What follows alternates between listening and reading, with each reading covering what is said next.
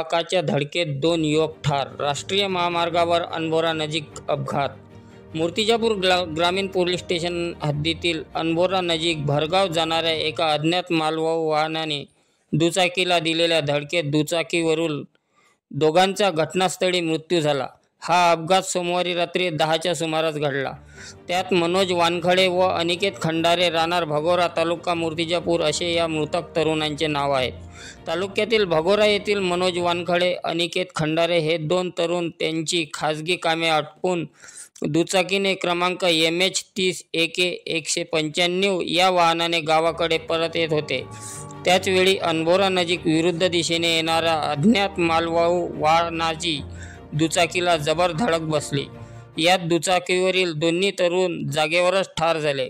अपघाताची माहिती मिळताच मूर्तिजापूर ग्रामीण पोलीस स्टेशनचे ठाणेदार श्रीधर गुट्टे यांनी पथकासह अपघात स्थळावर धाव घेतली.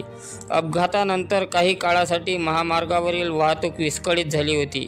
पंचनामा करून दोन्ही मृतदेह मूर्तिजापूर उपजिल्हा रुग्णालयात उत्तरी तपासणीसाठी रवाना करण्यात आले. अपघातासाठी कारणीभूत ठरलेले मालवाहू वाहन बोरगाव मंजूच्या दिशेने गेल्याची माहिती पोलिसांना मिळाली. रात्री उशिरापर्यंत या प्रकरणी गुन्हा दाखल करण्याची प्रक्रिया सुरू होती. रिपोर्टर उद्धव कोकणे, अकोला.